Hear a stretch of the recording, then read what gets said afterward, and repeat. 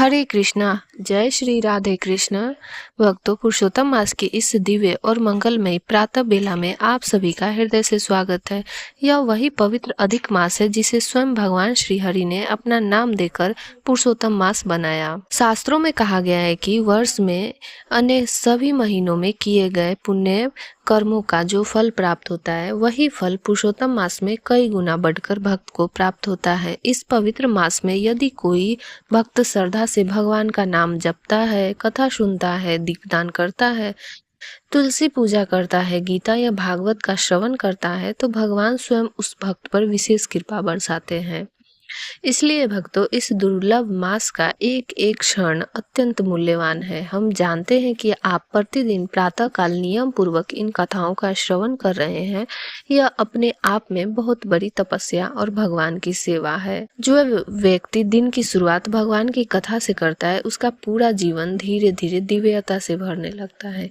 तो आइए आज हम सुनते हैं पुरुषोत्तम मास से जुड़ी हुई एक अत्यंत अद्भुत, भावपूर्ण और शिक्षाप्रद कथा, जो हमें यह समझाती है कि भगवान के चरणों का आश्रय ही जीवन की वास्तविक संपत्ति है।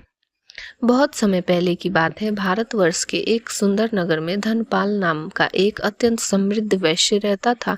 उसके पास असीम धन संपत्ति थी। नगर के बीचों बीच उसका विशाल भवन था। उसके गोदाम सोने, चांदी, अनाज और बहुमूल्य वस्तुओं से भरे रहते थे। दूर दूर तक उसके व्यापार का नाम प्रसिद्ध था। नगर के लोग उसकी समृद्धि देखकर आश्चर्य करते थे। लेकिन भक्तों, जहाँ धन होता है, वहाँ कई बार अहंकार भी जन्म लेता है। यही स्थिति उस धनपाल की थी। वह धन के मद में इतना चूर हो चुका था कि उसे भगवान, धर्म, संत और शास्त्र सब व्यर्थ प्रतीत होते थे। वह करता, धन ही संसार का सबसे बड़ा बल है। जिसके पास धन है वही सम्मानित है। भक्ति और पूजा केवल कमजोर लोगों के सहारे हैं।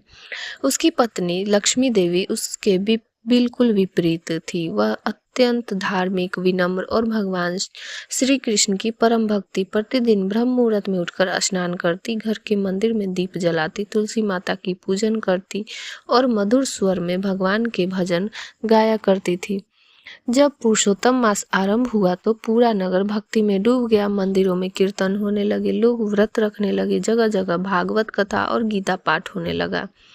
लक्ष्मी देवी ने भी इस पवित्र मास में विशेष व्रत और सेवा का संकल्प लिया। उसने अपने पति से प्रेम पूर्वक कहा, स्वामी, यह पुरुषोत्तम मास अत्यंत दुर्लभ होता है। कहा जाता है कि इस मास में की गई छोटी सी भक्ति भी भगवान को अत्यंत प्रिय होती है।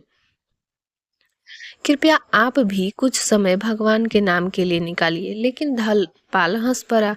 वह बोला, तुम स्त्रियां इन कथाओं में आसानी से आ जाती हो। संसार धन से चलता है, भक्ति से नहीं। अगर धन है तो सब कुछ है। पत्नी ने पुनः समझाया, स्वामी, मृत्यु के समय धन साथ नहीं जाता, केवल भगवान का नाम ही जीव का सहारा बनता है। लेकिन धनपाल ने उसकी बात अनसुनी कर दी। कुछ दिनों बाद उस नगर में एक महान संत पधारे। उनके मुख पर अद्भुत तेज था। उनकी आंखों में करुणा और वाणी में मधुरता थी। ऐसा लगता था मानो स्वयं भक्ति उनके स्वरूप में प्रकट हो गई हो। नगरवासी बड़ी श्रद्धा से उनके पास जाकर कथा सुनते और सेवा करते। प्रतिदिन संध्या समय संत श्रीमद् भागवत की कथा सुनाते। एक दिन कथा में संत बोले, मनुष्य इन संसार में खाली हाथ आता है और खाली हाथ ही जाता है। धन, पद, वैभव और शरीर सब नश्वर है। यदि तुम कुछ शाश्वत है तो केवल भगवान का नाम और उनकी भक्ति। विशेषकर पुरुषोत्तम मास में किया गया भजन जीव को सीधे भगवान की कृपा तक पहुंचा देता है। यह सुनकर लक्ष्मी देवी की आंखों में आंसू बहने लगे। उसके मन में भगवान से प्रार्थना की, मन ही मन, हे प्रभु, मेरे पति के हृदय में भी भक्ति जागृत कर दीजिए। उधर धनपाल का अहंकार दिन प्रतिदिन बढ़ता जा रहा था। वह गरीबों को तुच्छ समझता और संतों को निंदा करता। कई बार तो वह कथा सुनने जाने वालों का भी उपहास उड़ाता। लेकिन भक्तों, संसार का चक्र सदैव एक समान नहीं रहता। एक रात अचानक नगर में भयंकर आंधी चली, बिजली कड़कने लगी। उसी समय धनपाल के सबसे बड़े गोदाम में आग लग गई। देखते ही देखते आग इतनी भयंकर हो गई कि लाखों का धन जलकर राख हो गया। धनपाल भागता हुआ वहां पहुंचा। वह चिल्ला रहा था, मेरा धन, मेरा सब कुछ नष्ट हो गया। लेकिन कोई कुछ नहीं कर पाया। इस उस घटना के बाद उसके व्यापार में भी भारी हानि होने लगी। जहाज डूब गए, व्यापारिक साझेदार उससे अलग हो गए। जिन लोगों ने पहले उसकी चापलूसी की थी वही लोग अब उससे दूरी बनाने लगे। धीरे धीरे उसका ऐश्वर्य समाप्त होने लगा। अब वह रात भर सो नहीं पाता। उसके मन में भय, चिंता और निराशा भर गई। एक दिन उसकी पत्नी ने शांत स्वर में कहा, स्वामी, यह संसार परिवर्तनशील है। भगवान हमें संकेत दे रहे हैं कि केवल धन पर अहंकार मत कीजिए। अभी भी समय है, भगवान की शरण में जाइए। इस बार धनपाल शांत था। उसके हृदय में पहली बार अपनी भूल का अनुभव हुआ। अगले दिन वह अपनी पत्नी के साथ संत के आश्रम पहुंचा। वहां जाकर वह संतों के चरणों में गिर पड़ा। उसकी आंखों में आंसू बहने लगे। वह बोला, गुरुदेव, मैंने जीवन भर केवल धन को ही भगवान समझा। मैंने संतों का अपमान किया, धर्म का उपहास किया। आज मेरा अभिमान टूट गया। कृपया मुझे सही मार्ग दिखाइए। संत ने करुणा से उसकी ओर देखा और बोला, वत्स, जब मनुष्य अपने दोषों को स्वीकार कर लेता है तभी उसके जीवन का वास्तविक परिवर्तन प्रारंभ होता है।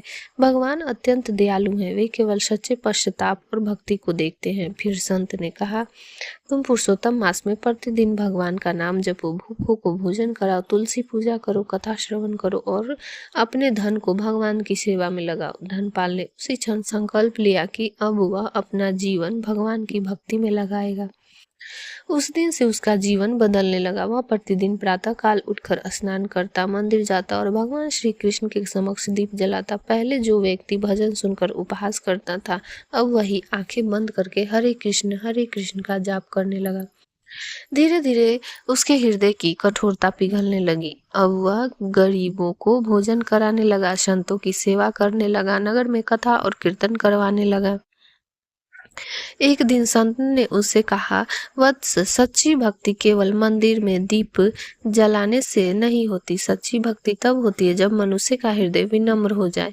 यह सुनकर धनपाल रो पड़ा। वह बोला, गुरुदेव, मैंने जीवन भर अभिमान किया। अब मुझे समझ आ गया कि वास्तविक आनंद भगवान की सेवा में ही है।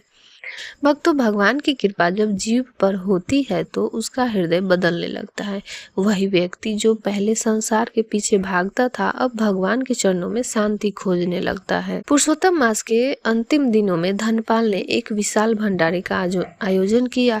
हजारों गरीबों को भोजन कराया गया, संतों को वस्त्र और दक्षिणा दी गई। नगर भर में हरि नाम संकीर्तन हुआ।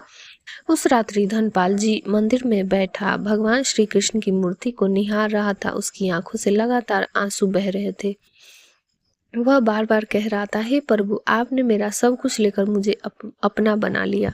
यदि मेरा धन नहीं जाता तो शायद मैं कभी आपकी शरण में नहीं आता।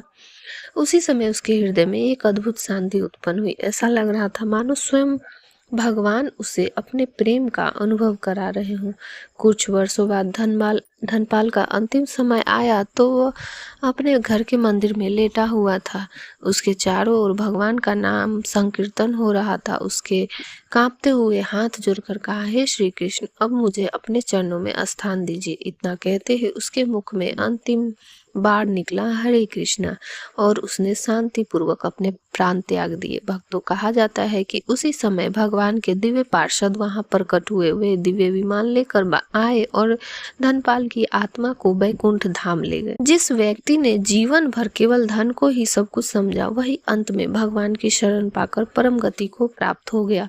तो भक्तों, इस कथा में हमें क्या शिक्षा मिलती है? यह संसार नश्वर है। धन, सौंदर्य, पद और ऐश्वर्य सब क्षण भंगुर है, आज है, केवल कल नहीं रहेंगे। लेकिन भगवान का नाम शाश्वत है। भगवान की भक्ति ही जीव की वास्तविक संपत्ति है। विशेषकर इस पुरुषोत्तम मास में यदि कोई भक्त श्रद्धा और प्रेम से भगवान का स्मरण करता है तो भगवान उसके जीवन को बदल देते हैं। इसलिए इस पवित्र मास में भगवान का नाम जपिए, कथा श्रवण कीजिए, गीता पढ़िए, तुलसी पूजा कीजिए, दान और सेवा कीजिए और सबसे महत्वपूर्ण, अपने हृदय को भगवान श्री कृष्ण के चरणों में समर्पित कर दीजिए। आइए अंत में हम सभी मिलकर भगवान के पवित्र नामों का संकीर्तन करते हैं। हरे कृष्णा कृष्ण कृष्ण हरे हरे, हरे राम राम राम हरे हरे, इसी के साथ आज की यह दिव्य पुरुषोत्तम मास कथा यही पूर्ण होती है। यदि आपको यह कथा पसंद आई हो तो इसे अधिक से अधिक भक्तों तक अवश्य पहुंचाइए, ताकि और लोग भी इस पुरुषोत्तम मास में भगवान की भक्ति से जुड़ सके। हम आपसे मिलेंगे अगली कथा में एक और सुंदर भागवत प्रसंग के साथ। तब तक भगवान श्री कृष्ण को स्मरण करते रहिए। हरे कृष्णा, जय श्री राधे कृष्णा।